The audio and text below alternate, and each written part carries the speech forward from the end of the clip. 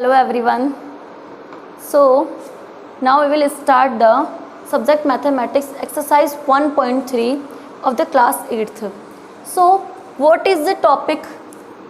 Addition of the rational numbers. क्या चल रहा था हमारा क्लास 8 के अंदर? चल रहा था हमारा रैशनल नंबर्स. इसके अंदर हमने रैशनल नंबर्स के बारे में पढ़ा बहुत कुछ. उसके बाद में हमने क्या किया, रैशनल नंबर्स पर हमने ये सीखा कौन सा ग्रेटर देन होता है, कौन सा लेस देन होता है, ascending order, descending order, representation on the number line, everything we have discussed. Now अब हम क्या करेंगे इसके ऊपर, अब हम एडिशन की प्रॉपर्टी पढ़ेंगे. एडिशन कैसे करते हैं, रैशनल नंबर्स का एडिशन कैसे होता है, रैशनल नंबर्स का सब्ट्रैक्शन कैसे होता है, और उन दोनों पर कैसे कैसे क्वेश्चंस बनते हैं, और फिर उसके बाद में इन दोनों के बाद में इनकी प्रॉपर्टीज़ क्या होती है. मान लीजिए अगर मैं बोलूँ किसी का एडिशन और किसी का सब्ट्रैक्शन, हम शॉर्ट में पढ़ेंगे सब कुछ, ज़्यादा डिटेल में नहीं पढ़ेंगे इसको क्योंकि हम फिर एक्सरसाइज पे आएंगे. तो एडिशन प्लस सब्ट्रैक्शन, अगर मान लीजिए मैं किसी का एडिशन करूँ, कोई मैंने दो रैशनल नंबर ले लिए a/b c/d, इधर भी मैंने यही करा, दो रैशनल नंबर्स ले लिए कोई. अब अगर मैं एडिशन कर रही हूँ तो एडिशन में मैं क्या करूँगी, a plus b plus c/d, right. Subtraction में मैं क्या करूँगी, a/b माइनस c/d. और फिर उसके बाद में मेरे को ये चीज़ करना आती है कि क्या करते हैं, इसको आगे सॉल्व कैसे करते हैं, एलसीएम लेकर हम क्या करेंगे, इसका सॉल्यूशन कर लेंगे और सिंगल रैशनल नंबर में बना लेंगे. अब अगर मैं आपको इसकी प्रॉपर्टीज़ के बारे में बताऊं तो पहली प्रॉपर्टी होती है आपकी क्लोजर प्रॉपर्टी. अब मैं आपको क्लोजर प्रॉपर्टी के बारे में अगर बात करूं तो क्या हो जाएगी आपकी क्लोजर प्रॉपर्टी.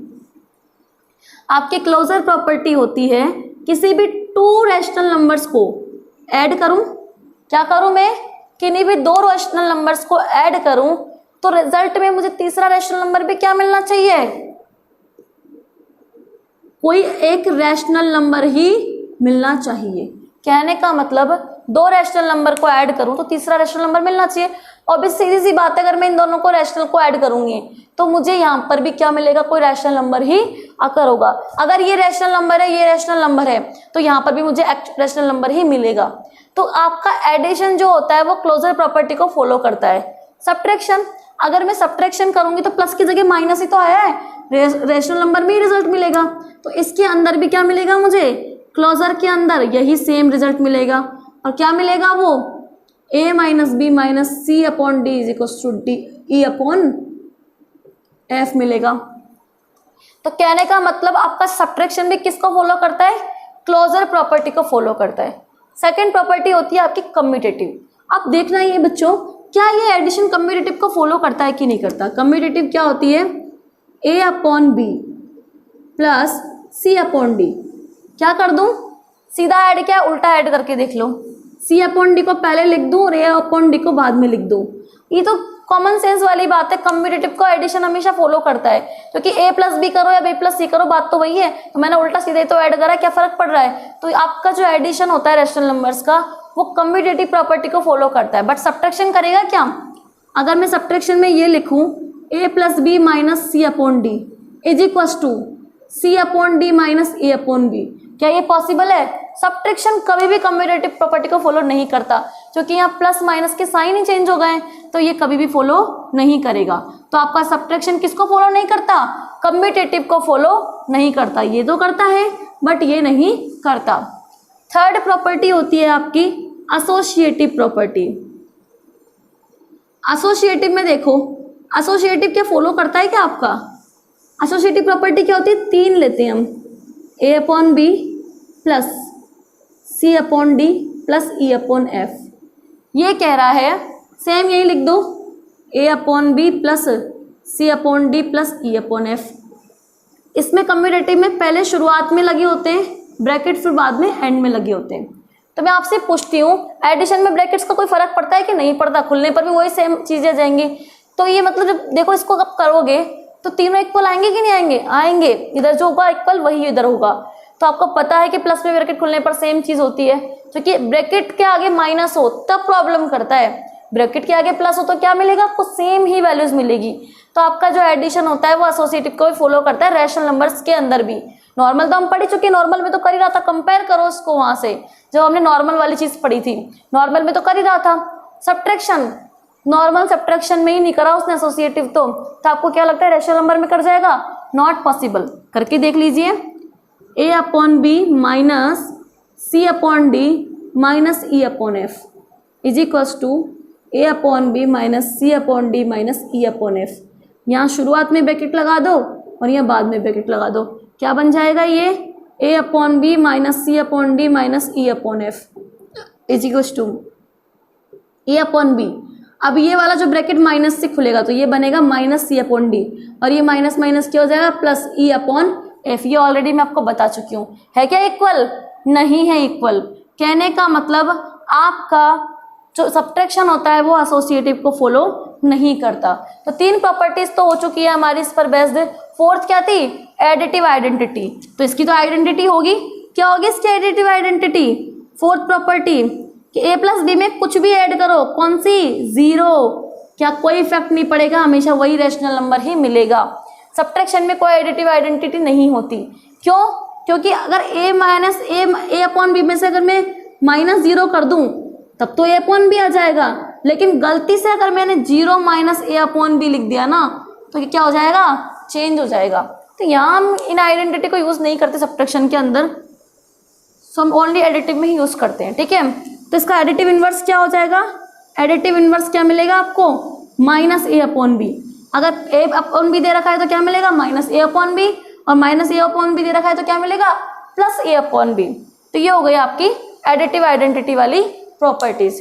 तो इस तरीके से हमने क्या कर ली है, इसके सारी प्रॉपर्टीज पढ़ ली है। सब्ट्रैक्शन की प्रॉपर्टी पढ़ ली है और ये भी पढ़ ली है। कहने का मतलब एडिशन तो सारी प्रॉपर्टीज को फॉलो करता है, बट सब्ट्रैक्शन ओनली क्लोजर को ही फॉलो करता है, बाकी अदर को नहीं करता है।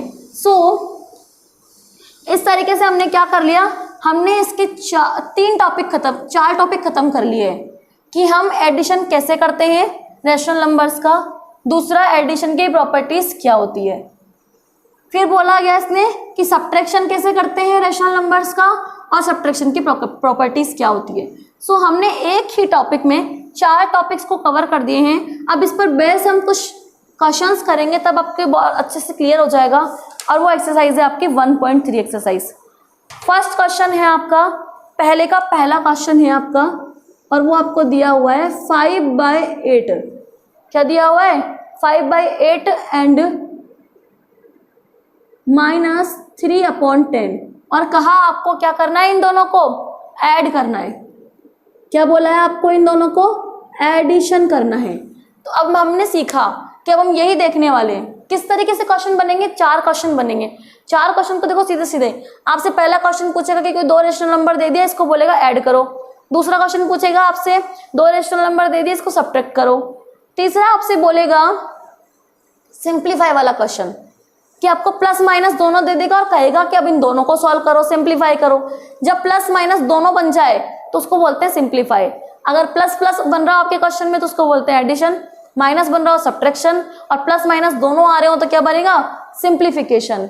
फिर आपसे क्वेश्चन घुमा के कह देगा, कुछ एक्स वाई जेड की वैल्यू दे देगा और कहेगा कि आपको क्या करने, प्लस माइनस वाले क्वेश्चन करने, कोई अलग से इक्वेशन दे देगा।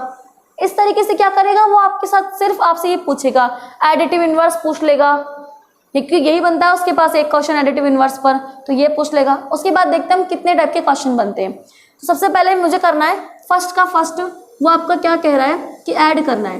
बोला गया 8, 5/8। मेरे पास क्या है रैशनल नंबर? 5/8।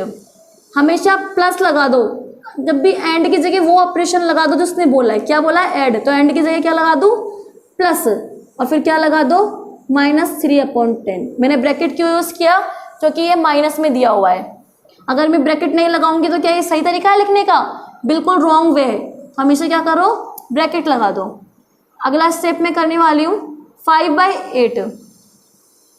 ठीक है, और आपको दिया हुआ है इसने प्लस -3/10। तो क्या करूँ मैं अब इसको सॉल्व करने के लिए? आगे नेक्स्ट स्टेप में एलसीएम ले लूँ। तो आप लिख दीजिए यहाँ पर एलसीएम ऑफ 8,10। क्या बनेगा इसका एलसीएम? इसका एलसीएम या तो आप डिवीजन मेथड से फाइंड आउट कर लीजिए। 8,10 का एलसीएम, 2 4 जा 8, 2 5 जा 10, फिर अगेन 2 से जाएगा, 2 2 जा 4 एंड 5 हो जाएगा, फिर अगेन 2 से जाएगा 1,5, फिर 5 से जाएगा तो 1,1, या फिर क्या बनेगा इसका 2 2 जा 4, 4 2 जा 8, 8 4 जा 8, 5 जा 40। और एक और तरीका है इसका, क्या तरीका है इसका, सिंपल सा कि जब भी 8 10 दे दे, अगर आपको डिवीजन नहीं करना, शॉर्ट मेथड अप्लाई करना है, मैंने सिखाया भी है आप लोगों को, मेरे वीडियोस में देखना पुराने वाले में, एलसीएम वाले में, कि आपको क्या करना है, इसके टुकड़े कर लेने हैं। टुकड़ा 8 का टुकड़ा क्या होता है 2 की पावर क्यूब, 2 मल्टीप्लाई 2 मल्टीप्लाई 2। 5 का टुकड़ा एक ही होता है 2 5 जा 10, सॉरी 10 का टुकड़ा एक ही होता है 2 5 जा 10। तो देखिए एलसीएम क्या होता है, इन दोनों का मैंने क्या किया, प्राइम फैक्टर्स में तोड़ लिया कैसे भी करके। अब एलसीएम में क्या करते हैं, जितने भी फैक्टर्स दे रखे हों, कितने फैक्टर दे रखे हैं, एक तो 2 दे रखा है और एक 5 दे रखा है, तो 2 की पावर जो मोस्ट हाईएस्ट पावर वो ले लो 3, और 5 की मोस्ट हाईएस्ट कितनी है 5 ही, तो 5 लिख दिया, क्या बनेगा ये 8 × 5 डायरेक्ट 40। तो आप सेकंड्स में भी डायरेक्ट एलसीएम भी फाइंड आउट कर सकते हैं अगर आपको ये मेथड करके नहीं देखना तो। बहुत सारे तरीके मैथमेटिक्स को सॉल्व करने के लिए, कभी भी आपको एक तरीका नहीं मिलता, क्योंकि मैथमेटिक्स जो होती है पूरी माइंडेड होती है, आपके पूरे कैलकुलेशन पर डिपेंड करती है कि आपकी कैलकुलेशन कितनी अच्छी है। तो क्या निकला मेरे को 8 और 10 का, मेरे पास निकल गया एलसीएम 40, मैं रख दूं यहाँ पर 40। अब देखिए क्या करते हैं, एलसीएम कैसे निकालते हैं, सबसे पहले इस नीचे वाली संख्या का भाग लगाते हैं इसमें। तो अगर मैं 40 में अगर मैं 8 का भाग लगाऊं, कितनी बार जाएगा 5 टाइम्स जाएगा, 8 5 जा 40। अब ये जो 5 आया है इसको मल्टीप्लाई करते हैं न्यूमरेटर से, तो 5 5 जा 25, और आप चाहो तो ऐसे भी लिख सकते हो 5 × 5, कितनी बार गया 5 बार, इसको मैंने 5 से मल्टीप्लाई कर दिया, प्लस -3 मल्टीप्लाई क्या करूं 10। अब 40 में किसका भाग लगाऊं 10 का, 40 में किसका भाग लगाऊं 10 का, 10 4 जा 40, कितनी बार गया 4 बार, किससे मल्टीप्लाई कर दो इसको 4 से। तो आप इस तरीके से भी इसको लिख सकते हैं। तो देखिए इस तरीके से मैंने इसका एलसीएम ले लिया है। अब क्या करूं 5 5 जा कितना होता है 25, प्लस 4 3 जा 12, बट किसका माइनस का, क्योंकि प्लस माइनस मल्टीप्लाई में क्या देते हैं माइनस देते हैं, अपॉन 40 आपका चल ही रहा है। अब देखो ये प्लस माइनस क्या हो जाएंगे, फिर माइनस हो जाएंगे, 25 - 12 अपॉन 40। अगर 25 में से 12 जाता है तो कितना बचता है, 5 में से 2 गया तो 3 और 2 में से 1 गया तो 1, 13/40।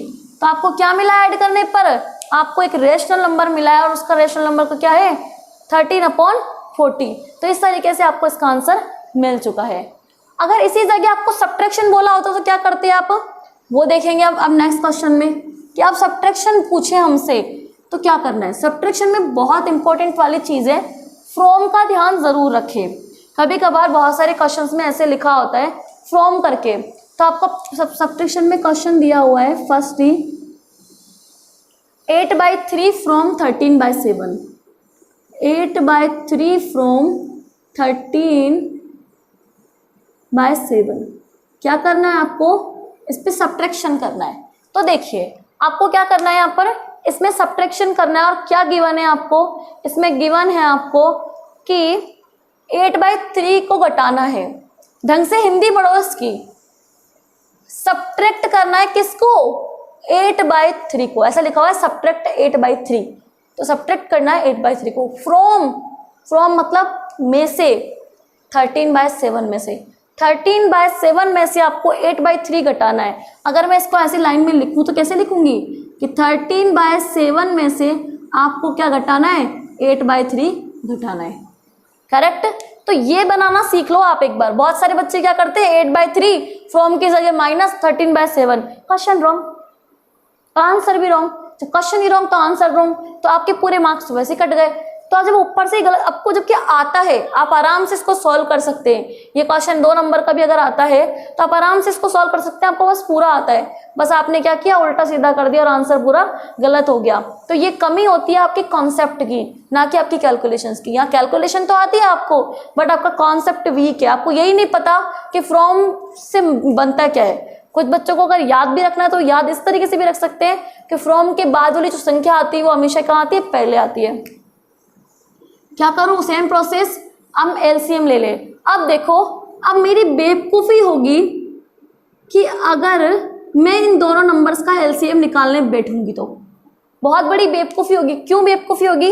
क्योंकि मुझे पता है 7 खुद एक प्राइम नंबर है and 3 also is a prime number, और दोनों ही एक दूसरे से क्या है, को प्राइम। जब दोनों में ही कोई कॉमन नहीं है ना कुछ आ रहा है, तो फिर आपको करने की जरूरत ही नहीं है। हमेशा क्या कर देते हैं, उनको डायरेक्ट मल्टीप्लाई करके लिख देते हैं। तो 7 3 से क्या बन जाएगा, ये 21। तो हमारा एलसीएम कितना आ गया है, 21। तो आप लिख दीजिए यहाँ पर 21। अब देखो नेक्स्ट स्टेप क्या होगी इसकी, मैंने बताया 21 में भाग लगाते हैं किसका, 7 का। कितनी बार जाएगा, 7 3 21। कितनी बार, 3 टाइम्स। इस 3 को मल्टीप्लाई करते हैं ऊपर वाली संख्या से, माइनस अब 8 से मल्टीप्लाई करेंगे, कितनी बार जाएगा, 3 7 21। अब नेक्स्ट स्टेप में 13 3 39 और 8 7 56 अपॉन 21। क्या करूं अब मैं, ध्यान से देखो, मुझे घटाना है इसको इसमें से। अब यहाँ ऐसे बोल रहा है 39 में से 59। कभी छोटे में से बड़ा घटते हुए देखा है क्या? मतलब क्या करवा रहा है ये हमसे, वही उल्टा करवा रहा है। यहाँ प्लस है और यहाँ माइनस है, डिफरेंट साइन है, हमें पता है घटेंगे, वो तो डेफिनेटली घटेंगे। तो आपको सीधा घटाना है बस। आपको तो 56 में से 39 घटाने कितने बचते हैं, 16 में से 9 गए तो 7 बचते हैं, 4 में से 3 गए तो 1 बचते हैं। तो आपको पता है कितने बचेंगे, 17 बचेंगे। लेकिन जब आपको पता है कि आपसे ये उल्टा करवा रहा है, छोटे में से बड़ा कभी नहीं घटता, क्या आएगा, माइनस। और वैसे भी दिख रहा है बड़ी संख्या के आगे माइनस है, तो क्या आएगा, माइनस। और नीचे आपका चल ही रहा है 21। 17 and 20 both are, 17 is a prime number and 21 is a odd number. तो दोनों ही एक दूसरे से क्रॉस कनेक्टेड भी नहीं है, दूर दूर तक कोई रिलेशन ही नहीं है कि ये दोनों कट जाएंगे, क्योंकि 17 क्या है, आपका प्राइम नंबर है। सो आपका यहीं पर आंसर खत्म हो रहा है, ये कटते नहीं है। ठीक है, तो इस तरीके से आपको इसका आंसर मिल चुका है। तो हमने 2 का फर्स्ट भी कर लिया है। अब देखिए थर्ड क्वेश्चन है आपका सिंप्लीफाई। क्या करना है आपको, सिंप्लीफाई करना है। और सिंप्लीफाई में हम देखेंगे कि वो हमें कैसे करना है। आपको यहाँ पर क्या गिवन होंगे, दोनों क्वेश्चंस गिवन होंगे। तो क्वेश्चन 3 आपका यही है, सिंप्लीफाई।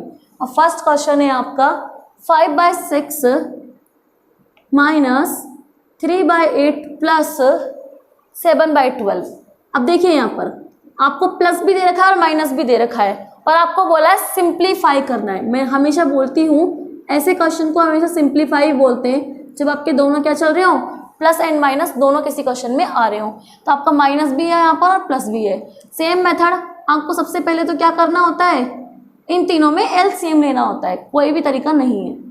आप एलसीएम लेंगे तो आप लिखिए यहाँ पर एलसीएम ऑफ 6, 8 एंड 12। अभी तो दोनों में, इन सब में तो कॉमन ही दिख रहा है कि ये सब तीनों एक दूसरे से क्या है, कनेक्टेड है, कहीं ना कहीं कॉमन होंगे। तो आपको क्या करना पड़ेगा, इसको निकालना पड़ेगा। शॉर्ट मेथड अप्लाई करूं, अब मैं आपको डिवीजन मेथड करके नहीं दिखा रही, अगर आपको उससे करके देखना है तो वो आप खुद करेंगे। मैं तो आपको शॉर्ट से बताऊंगी ताकि आपको शॉर्ट की आदत पड़ जाए। ऐसे क्वेश्चनों में सिर्फ शॉर्ट यूज करना है, क्योंकि वहां पर आपको बच्चों की तरह इसको निकाल के नहीं देख रहे हैं, वो छोटे बच्चों के लिए होता है। 5th and 6th and 7th तक फिर भी आप देख सकते हैं, 8th क्लास के बच्चों को कोई नीड नहीं होती, क्योंकि मैंने इतने सारे एग्जाम्पल्स देखे, कहीं भी उन्होंने आपको पूरा एलसीएम डन करके नहीं दिखाया। सो 6 8 12 का वो क्या होगा, एलसीएम 6 अगर मैं तोड़ती हूँ तो टूटेगा 2 एंड 3 में। 8 को मैं तोड़ती हूँ तो कितने में टूटेगा, ये मुझे पता है एक ही में टूटता है, 2 की पावर क्यूब में, क्योंकि 8 क्या होता है, 2 × 2 होता है। 12 अगर मैं तोड़ती हूँ तो क्या बनेगा, 4 3 12, क्या बनेगा 4 3 और 4 क्या होता है, 2 का स्क्वायर मल्टीप्लाई 3। और आप चाहो तो इसको ऐसे लिख सकते हो 2 × 2 तो इज इक्वल टू 2 की पावर क्यूब। और ये क्या बनता है, 2 × 3, 2 की पावर 3। अब देखो मैं आपके पास 3 नंबर से 2 × 3, 2 की पावर क्यू एंड 2 की पावर स्क्वायर इंटू 3।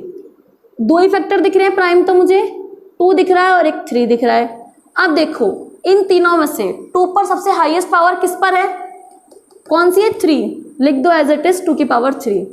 3 की देखो यहाँ भी 1 है, यहाँ भी 1 है, सेम चल रही है, 1 ही लिख दो। 2 की पावर 3 कितना होता है, 8, 3 की पावर 1 3, 8 3 24। इसकी आदत इतनी आसानी से नहीं लगेगी, थोड़ा सा आपको दिमाग लगाना ज़्यादा पड़ेगा इसके अंदर। तो इसकी आदत जब लग गई ना अगर आपको, तो आप सेकेंड्स में आप आराम से एलसीएम फाइंड आउट कर लोगे। तो कितना आ रहा है इसका एलसीएम? 24 आ रहा है। मैंने बहुत सारे ट्रिक्स भी पढ़ाई है आप लोगों को पता करने की कि इसका एलसीएम क्या निकलेगा, और वैसे भी दिख रहा है। एलसीएम की ट्रिक मैंने पढ़ाई भी थी आपको कि क्या बन जाता है अगर ये तीनों चीज़ एक दूसरे से कट रही हो। 6 का भाग 8 में नहीं जा रहा और 8 का भाग 12 में भी नहीं जा रहा, तो नहीं कटती। तो आपको क्या करना है, उस केस में बहुत सारे केसेस बताए थे मैंने, 4 या 5 केस। आप मेरी वो वीडियो देखिए ज़रूर, आपको बहुत जल्दी शॉर्ट ट्रिक से एलसीएम निकालना आ जाएगा। तो क्या होता है इसका 24 लिख दिया मैंने नीचे। अब देखो 6 4 जा 24, कितनी बार गया? 4 टाइम। तो 5 को किससे मल्टीप्लाई कर दूं? 4 से। अब 3 को किससे मल्टीप्लाई करूंगी? 8 3 जा 24, फिर 3 से करूंगी। इधर देख लीजिए 7 तो चल ही रहा है, ऊपर मल्टीप्लाई। 12 कितनी बार गया? 2 टाइम्स गया, तो मैंने मल्टीप्लाई कर दिया। अब मैंने इतनी बार बता दिया, इसको मैं इसलिए डिस्क्राइब में नहीं बता रही हूँ। 5 4 जा 20 माइनस 3 3 जा 9 प्लस 7 2 जा 14।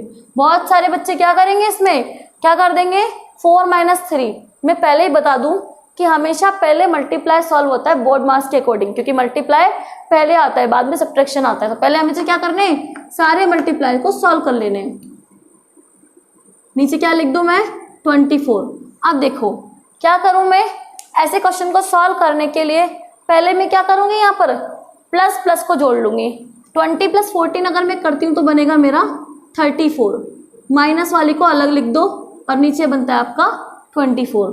34 में से अगर 9 जाते तो मेरे बचते हैं आपके 25/24। तो मेरा आंसर क्या आ गया है? 25/24। तो इस तरीके से आपको क्या कर लेना है, अपने क्वेश्चंस को डन कर लेना है, सारे के सारे सिंप्लीफाई। ये भी आप लोग ही करेंगे। उसके बाद में दे रखा है आपको 4th क्वेश्चन कि x की वैल्यू इतनी है, y की वैल्यू इतनी है, और आपको प्रूफ करना है। 4th question is that, question number 4th, x is equal to this and y is equal to this. x is equal to 3/7 and y is equal to 5/3। And what is he saying that verify that x plus y is equal to y plus x। ये बोल रहा है कि आपकी जो इस property को करो। कौन सी प्रॉपर्टी है ये?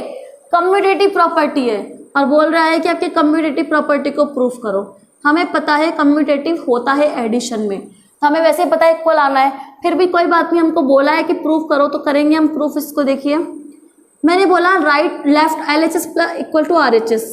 पहले LHS पार्ट ले लूँ। LHS क्या है आपका? x plus y. करके देखो, x क्या है आपका? 3/7, y क्या है आपका? 5/3। क्या आ जाएगा नीचे? 21। क्या बन गया ये? 7 3 21, 3 3 9 प्लस, डायरेक्ट कर रही हूँ मैं, 3 7 से 21, 7 5 से क्या बनेगा? 35। क्या आ जाएगा? 35 + 9 44/21। अगला देख लीजिए आप, RHS करती हूँ मैं, तो RHS मेरा क्या बनेगा? y plus x। तो 5/3 आगे लिख दो और 3/7 पीछे लिख दो। वही 3 7 से 21, 3 7 से 21 और 7 को 5 से मल्टीप्लाई करूंगी तो कितना बनेगा? 35। 7 3 से 21, 3 3 से 9, 35 + 9 कितना हो जाएगा? वही 44/21। क्या मेरा RHS LHS के बराबर आ गया? RHS equals to LHS, hence proof. तो बहुत इजी था ये क्वेश्चन। इस तरीके से आपका दे रखा है 5th क्वेश्चन, उसमें आपको इसने एसोसिएटिव प्रॉपर्टीज प्रूफ करवाई है x y z देकर, तो बहुत इजी, आप उसको प्रूफ कर दीजिएगा। तो क्वेश्चन 5 आप खुद से करेंगे। अब आ जाइए क्वेश्चन नंबर 6 पर। आपको बोला गया सब्ट्रैक्ट 3/5 फ्रॉम 5/6। बिल्कुल एज ए सेकेंड क्वेश्चन की तरह इसको भी आप कर लेंगे। 7th question, express each of the following as a rational number. आपको बोला है कि इस तरीके से प्लस माइनस करके बहुत सारे 4-5 टर्म्स दे दी है, और कहा कि आपको इसको शो करना है कि इन सबको जोड़ने या घटाने पर क्या मिल रहा है? Rational number. तो ये भी हम ऊपर कर चुके हैं, बिल्कुल सिंप्लीफाई है as it is. Question number 7 का दूसरा रूप क्या है? सिंप्लीफाई है, बस नाम चेंज कर दिया। 8th क्वेश्चन, क्वेश्चन नंबर 8 बोला है right the additive inverse. Question number 8 का फर्स्ट है कि आपको -3/7 का एडिटिव इनवर्स बताना है। ये बोल रहा है what is the additive inverse of the 3/7? आप लिखेंगे एडिटिव इनवर्स ऑफ -3/7 इज 3/7। मैंने कहा अगर ये माइनस में तो इसका एडिटिव इनवर्स क्या हो जाएगा, प्लस हो जाएगा, और प्लस में तो क्या हो जाएगा, माइनस। 7/9 का एडिटिव इनवर्स -7/9। एक ही लाइन का आंसर है। तो क्वेश्चन नंबर 8 तक आपके क्वेश्चंस क्या हो चुके हैं, कंप्लीट हो चुके हैं। अब आपके क्वेश्चन का पैटर्न थोड़ा चेंज होगा। अब तक तो हमने क्या क्या पढ़ा, बिल्कुल सीधे सीधे क्वेश्चन पढ़े, एडिशन बोला एडिशन कर दिया, सब्ट्रैक्शन बोला सब्ट्रैक्शन कर दिया। अब ये सारी प्रॉब्लम्स जो हमने पढ़ी है 1.3 के अंदर, ये सब अब आपकी आएगी किसमें, वर्ड्स के अंदर, कि इनको वर्ड्स पे लिखने में कैसे बन रहा है, कि मतलब अब यही क्वेश्चन अगर मुझसे वर्ड्स में लिखे हुए हो तो अब सॉल्यूशन कैसे होगा। तो देखो एक क्वेश्चन दिया हुआ है, क्वेश्चन नंबर 9, मैं उसको राइट ही कर देती हूँ। आपका क्वेश्चन नंबर 9 है, the sum of the two number is. ये बहुत फेमस और बहुत ही अच्छा क्वेश्चन है। The sum of two numbers is, क्या दे रखा है, -5/3। आपको जो सम दे रखा है वो ये दे रखा है -5/3। If one of the number is -12/3, if one of the number is -12/3, what is the other number? What is the other number? तो आपको ये क्वेश्चन दिया हुआ है कुछ इस तरीके का, और उसमें बोला है कि किसी दो नंबर्स का जो सम है वो क्या है, -5/3। If one of the number is -12/3। Maths में क्वेश्चन करने का तरीका, हमेशा जो जो लाइन बोली है पहले वहां से स्टार्ट करो। बोला है इसने सम ऑफ द टू नंबर, दो नंबर नहीं पता कौन से हैं, अननोन है मेरे लिए, और बोल दिया उन दोनों का सम कितना है, -5/3। तो सबसे पहले उन दोनों नंबर्स को अज्यूम करो। लेट टू नंबर्स बी, क्या है वो टू नंबर्स, मैंने मान लिया कोई a + b है। Let two numbers be is a, b। ठीक है, आपको बोला गया है क्या कि the sum of the two numbers, मतलब a एंड b दोनों का सम, मतलब a + b। सम कैसे लिखूंगी, यही लिखूंगी। a + b मुझे क्या गिवन है, -5/3 गिवन है। इस वाली लाइन से मैंने एक इक्वेशन बना ली कि आपका a + b = क्या गिवन है, -5/3। इसने बोला if one of the number is, कि इन दोनों में से, इन दोनों टू नंबर में से कोई एक दिया हुआ है आपको -12/3। क्या दिया हुआ है, -12/3। तो बोल रहा है कि दूसरा नंबर क्या होगा।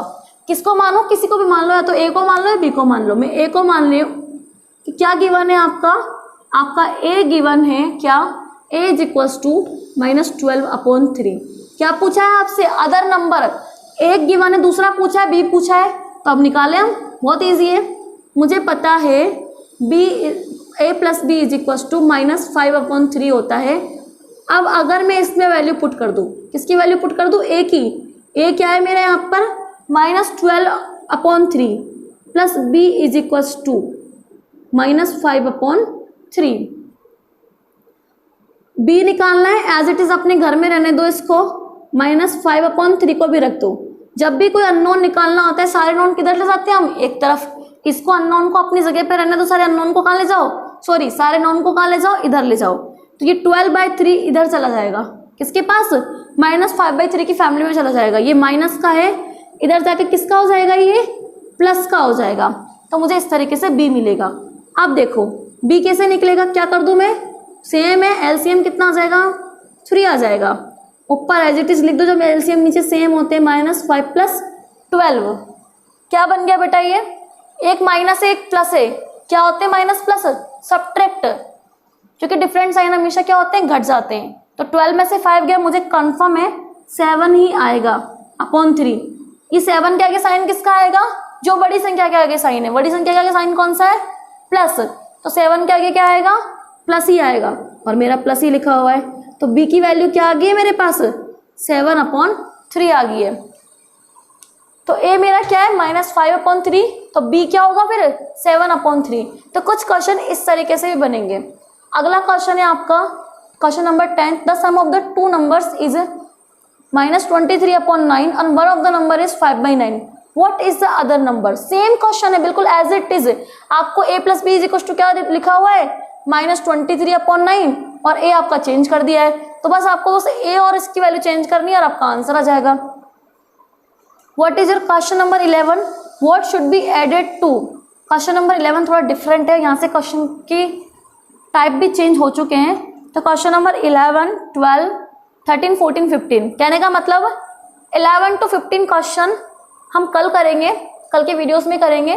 सो तब तक आपको क्या कर लेना है, up to question number 10, up to question number 10 आपको क्या करना है, अपनी होमवर्क नोटबुक में उतार लेना है। लेकिन सबसे पहले आपको एडिशन सीखना है कि एडिशन कैसे करते हैं, सब्ट्रैक्शन सीखना है सब्ट्रैक्शन कैसे करते हैं। दूसरा इनकी प्रॉपर्टीज पर फोकस करना है, प्रॉपर्टीज लर्न कर लेनी है अच्छे से। उसके बाद में आपको 1.3 एक्सरसाइज पे आना है और क्वेश्चन नंबर 10 तक इसका होमवर्क करना है। So we will meet in the next video with the question number 11 to 15। Okay, thank you.